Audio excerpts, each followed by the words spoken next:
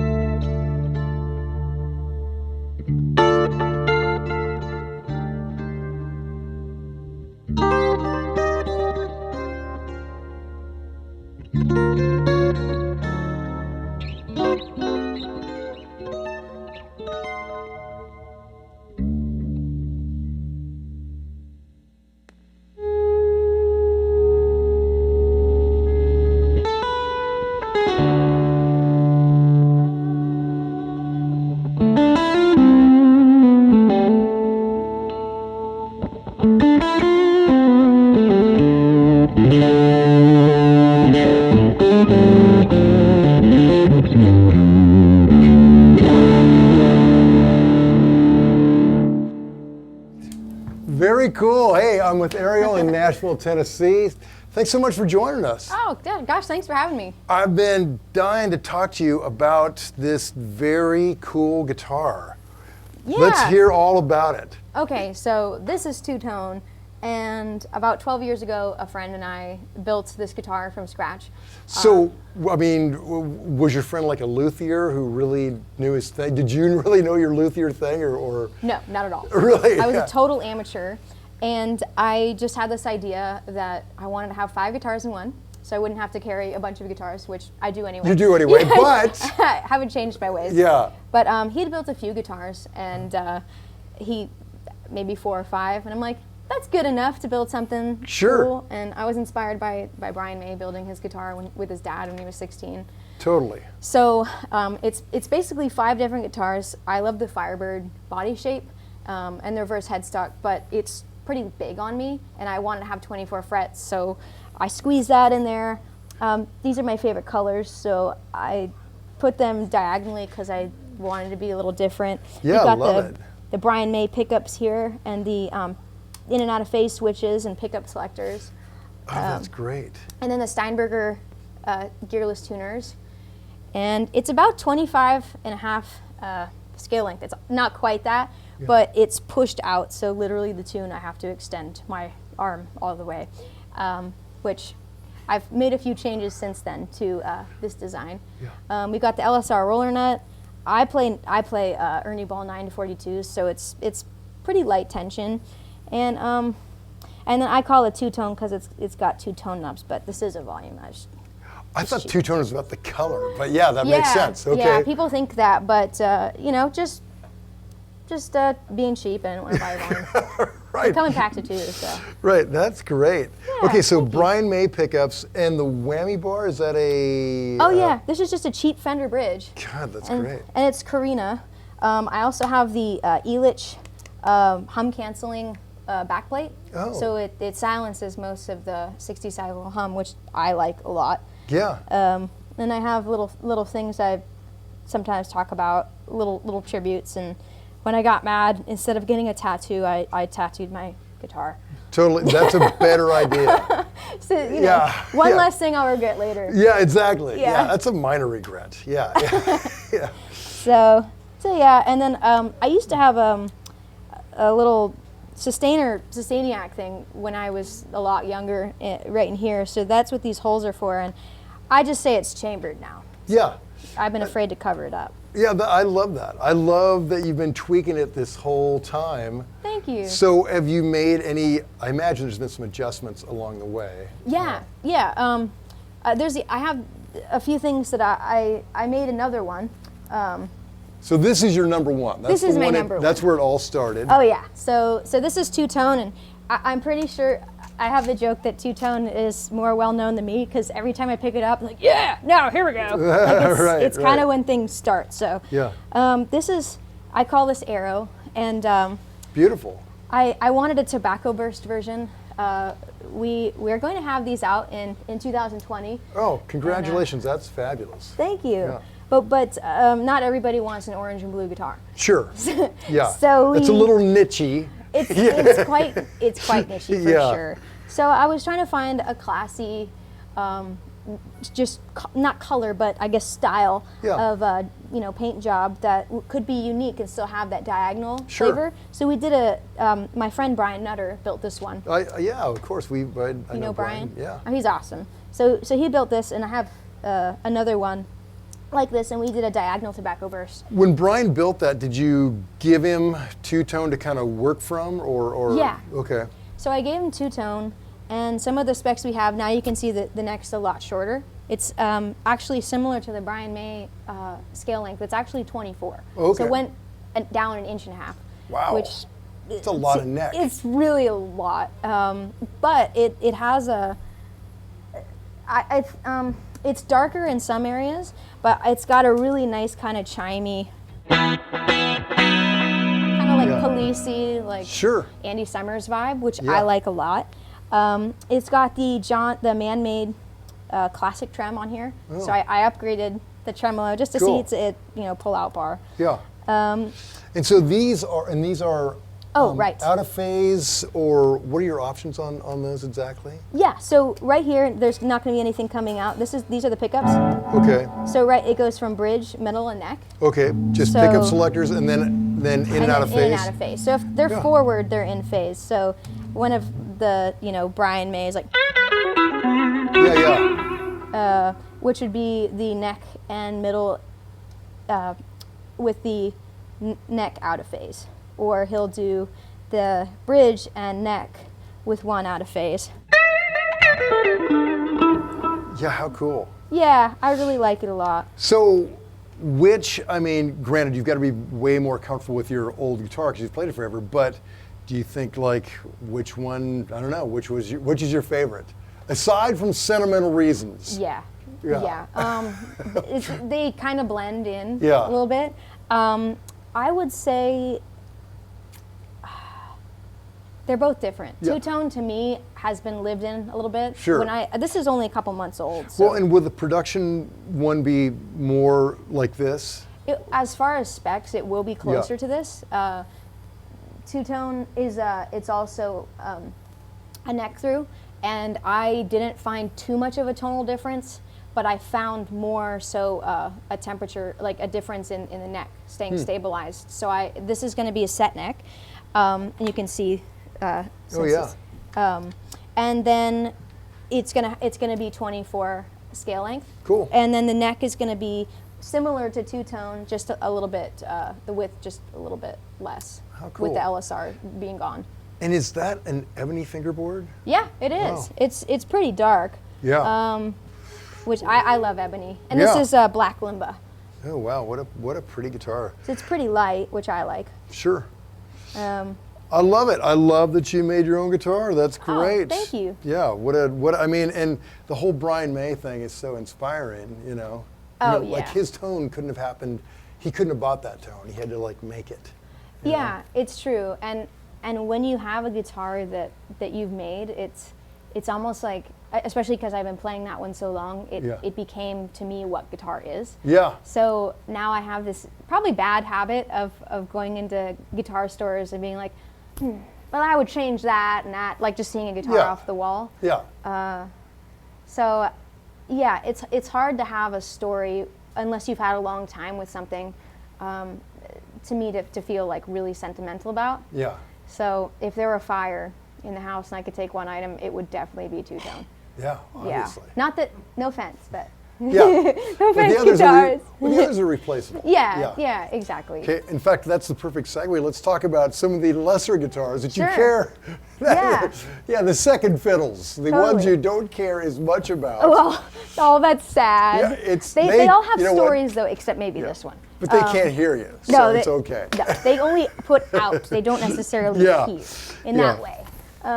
So this is Bijou. They all have names. Usually asexual names. They don't Sure. want them to have genders. Get it. So this is Bijou, a 339 which I didn't know existed until about a year ago. I always wanted a 335. But they're huge. They're massive. Yeah, they're huge. bigger than me. So it just looks silly. And also, you know, you're like this when you play them. So Right. this is a 2009 339. And I really like it. I've done some work on it, but it's pretty much stock. I know they stopped making them, so I might go on a little 2009 Right. 339 collection. Yeah, I think they made and they also made like, I think it's like the 26 or something too, but a smaller body like that, and they're great. The 336, they've got all the nice colors though. Those are a lot more expensive than these ones. Well, the cool thing about them too is that whereas a 335 is basically plywood, I think a 336 is like carved mahogany. Oh yeah. So it's nice. yeah, they're really great. But this is so great. This sounded great when you were playing it in sound check.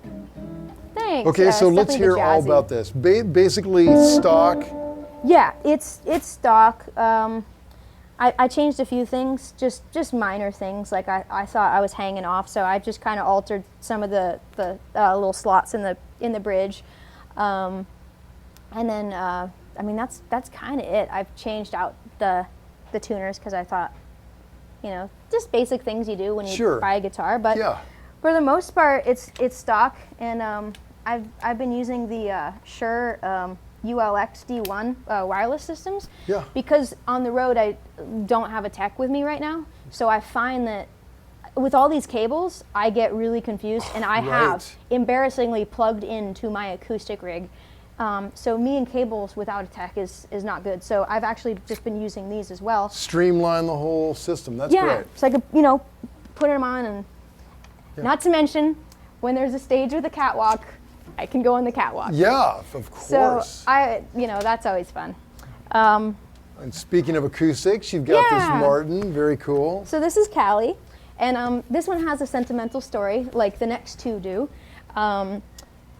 So a friend of mine named Dave Weinerman, he used to be the artist relations of Guitar Center in Hollywood, and I was just a broke musician, and I had a guitar stolen, and I didn't have a nice acoustic. This is the only one I have. I feel like they're so hard to get that really complement a voice. Yeah.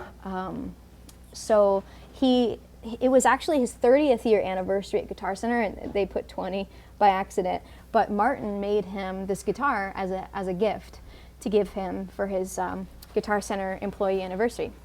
So it actually says his name in it, and it's got the little Guitar Center logo, and it's just you know, it's just kind of a stock Martin, but and a D28. It's just a stock D28, except you know it's got the little inlays. But he just said, "Yeah, I'm not a guitar player. You want it?" Like, oh yay! So I really love it. I gotta look this guy up. You gotta look him up. Yeah, he seems like a good friend to have. He is really sweet. He's always helped me when I didn't have guitars. He's like, "Here you go." So they treated me really well, and I've written I always say this guitar has been to over 27 countries, so it is a little bit, it's probably more well-traveled than a lot of people I know. Yeah, that's great. So, and what kind of pickup do you have in it? I just use a Fishman. Okay. And it sounds pretty good. I haven't changed it out. Yeah, it sounded great. And then, you know, everything's inside. I didn't really want to cut any holes in it. It didn't even come with any sort of pickup at all. Sure. And what strings do you run on that? I use 11s. I use the 8020 Earthwood by Ernie Ball. I really like those a lot. I find the sweet spots after about 3 gigs, just change them. Yeah. But I'm lazy. Sure. No, I get it. Now this is a really cool guitar because Eric Johnson gave it to me for my birthday. How cool. It's actually one of his prototypes for his F-hole. Oh, wow, that's great. And it was his, they made it for him. And it's actually, I think it's number 2 or number 3. He moved the F-hole a little bit this way. Oh, wow. So, and it's a little bit more chambered. So it's earlier in the development. Yeah. That's great. So he gave me this guitar, and I really like it a lot. I keep it in DADGAD. Which is kind of interesting. Sure. Is that why you don't have the whammy bar on it? Because you're a real whammy bar person. Yeah, I love me some whammy bar. But yeah, it's I just keep it flat. Yeah. Tuning is sometimes, I think two-tone took probably a decade to stay pretty solid, because the bridges I usually have a little bit over halfway, like Jeff Beck, to be able to pull up a minor third on the A string. So I needed a guitar, I guess just like the 339 that was just flat. So this is a really cool guitar too. Just the history behind it, that's amazing. Oh yeah. I mean it was one that he didn't want, but he gives away some some good little treats sometimes. So for my birthday a couple years ago. That's great. Yeah, so it was really cool. This one's name is Rune. So yeah. Okay. Those are my very gift cool guitars. Okay, I think you should switch back to your number one, because we're going to talk about amps and pedals. Sweet. And two-tone's the one to do it. Yeah. Oh, definitely. At home with two-tone. At home with two-tone. Okay. Okay, let's start talking about your amps. Are you running a stereo rig or? No, it's actually, I just use an A/B switch. So I never actually use them at the same time. Yeah. It's been a little bit of an experiment. I've been blessed to spend a lot of time with Eric, and so he gave me that as well, and he gave me some feedback, which he does often. Very honest feedback, which I appreciate. It's like, when, at least for me, this is the Blankenship has a 15-inch speaker, and because of that, I think it's got this really great lead sound, but can be a little bit much on the clean. So I've been using this divided by as my spare. It's the RSA 31, so just like their AC 30. Okay. But it's really tight, and I think it's great for clean. So depending, in different rooms, it obviously is going to sound different, but it's got that, as opposed to like,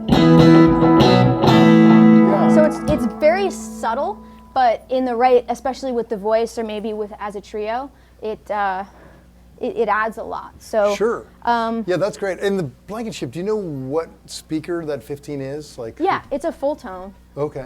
It's a Celestian full tone. Oh, cool. Or fullback, sorry. Fullback. It's a fullback, and it's a new speaker. It came out I'm maybe not familiar with those. 4 or 5 years ago. Oh, cool. A 15-inch fullback, and it's always funny because I always watch how people mic it, because a lot of people don't expect it to be. Sure. Like, yeah, I had no idea that was a 15 in there, because it. Yeah, and it's got a really great low end, especially with this guitar. Sure. I use that for lead exclusively. I won't ever use the RSA 13 for that. And Roy Blankenship is a friend of mine. He actually made me. I love AC 30s, and he made me one, just like a combo AC 30. And I went in. He made it for me, and I plugged into it. I'm like, yeah, great, I'm gonna buy it. He's like, yeah, before you do though, just check this guy out. It's called the Fat Boy with sour cream. So that we've had conversations about the name. Yeah. I mean, it's a solid name. I love it. Who wouldn't want a Fat Boy with sour cream? I personally wouldn't, but one would argue you can't have a Fat Boy without sour cream. It's a little nauseating. I'm not gonna lie. So I plugged into it directly, and we just clean. This guitar is very low output, but we both looked at each other, and it was this magical moment. I'm like, this is my amp. Like, I will die with this amp. Yeah. I mean, at least that's how it felt. And he felt it too. He's a really cool guy. So he's actually made me another one in England that lives there, and it's two-tone colors. So it's got, people think it's red. It probably is. It was supposed to be orange, but it's cut in half. So this is like white, red, and blue, or something like that. And it's sparkly. So I've got a couple of these. Yeah. Sounds subtle. Yeah. Very subtle. Yes. Very really subtle. blend in with that. That's great. Well, they sound amazing. Thank you. Okay, let's get into your pedal board a little bit. It's looks not super complex, but there's some stuff. So take us from your wireless from when you hit the board. Sure. So it's going right into that little input box there. Yeah. That he. So I had Dave Phillips at LA Sound Design make this for me. I've been working with him for the past 8 or 9 years, and he's been really awesome at helping me have all these pair well together. I had little pieces that I thought would sound nice, and so it goes to my AB box. Okay. So I can go from my lead to my clean and then bypass. So it's gonna go from the Animal, which J-Rocket. Sure, J-Rocket Animal. So what is that? So actually, they're from here. I'm familiar with. But what is okay. the Animal? Is it a drive? Is it a fuzz? I think it's a drive, and I love it. And I don't know many people who play that one. I think Phil X plays one. I've never seen one. Yeah, that's the old one. Okay, let's hear that bad boy just by its lonesome. Yeah. And can you run through your dirty channel? Yeah, let's hear that. Yeah. Oh no.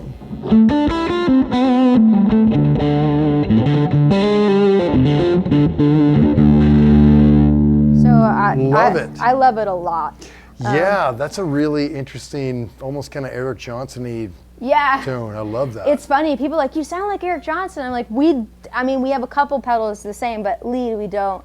But to me, you can actually play chords and get away with it. Sure. Because of the clarity inside it. Yeah, that's great because it's so warm, but you do hear every note. Totally. That's great. You hear it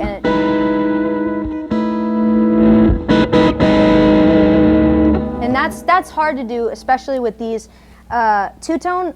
The 339 is the workhorse because I can plug it into anything and know it will be fine. Yeah. This one sometimes is finicky, so the Animal is my go-to, and I usually just keep it at whatever, 1 o'clock on gain. Okay, that's great. Okay, so what's next in this line? Yeah, so then I just have the Scott's Krispy Kreme. It's a treble booster that has no light, so I use this to see if it's on because I hit stuff and especially if I'm over here and the amp is I can't really tell. Yeah. So that's all that is.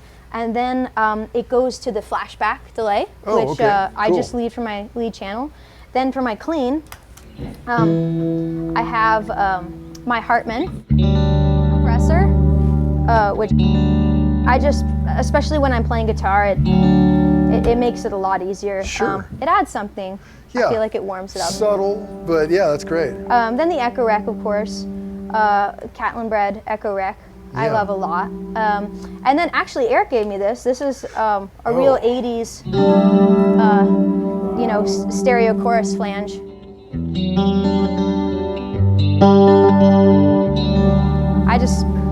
It was a good one. He still asks for it back. He's like, I'm like, nope, it's Velcroed in.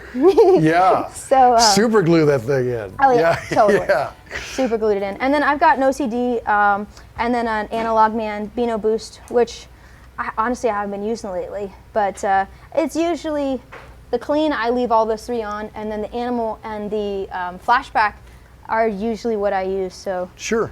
And then just wah, and then Boss Volume, and then I've got this little thing. I don't know if Eric gave me that. I don't know what it is. It says TS808. Yeah, I don't know. I don't think it is an 808. I'm pretty sure it's not. It was something at some point. That's great.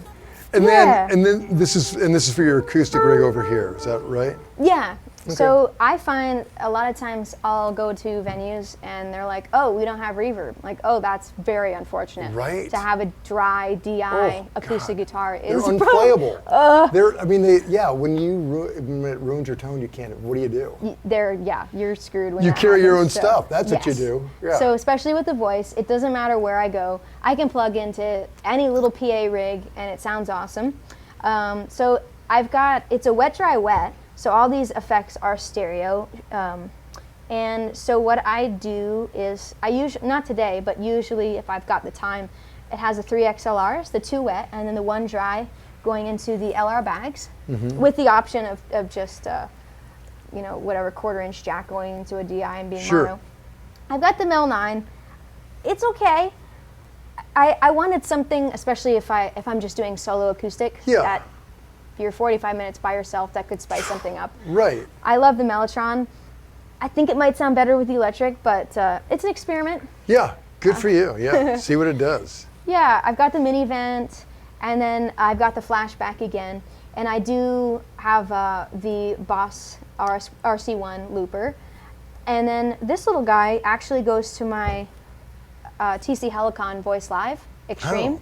So all it does is it feeds the chords that I'm playing, so the harmonies can be accurate, which, you know, you're like, oh, it's just an A, you know, until you do a key change and your harmonies are still an A. Right. That's great. That's so great. It's simple, but it does a really good job. And Voodoo Labs Pedal Power is giving you the juice on all this jazz. Yeah, and I know some people, I know there's kind of pros and cons, at least, that people say about tone, but it seems that and the wireless are a lot of times no-nos, but I think it doesn't affect it much at all, if any. So yeah, the convenience is good. And anything you might lose, you can tweak in with your ear. So totally. Yeah. Plus, if you're in a funny sounding room anyway, nothing's gonna help. Right. So it's kind of just luck of the draw that day, I guess. Well, it's funny. You sound great in this room. Really? I've played here a lot, and I'm always too damn loud. And I think you've just dialed it in. It sounds great. So good to your front of house guy too. So that's good. Yeah. Good to hear. So you're gonna have a great show. Sounds great. Pleasure to meet you. Congrats on everything. Oh, thank you so much. Love the much. idea of getting that out for people. That's fabulous. So thank you. So catch her on the road. She's great. Yeah, thank you.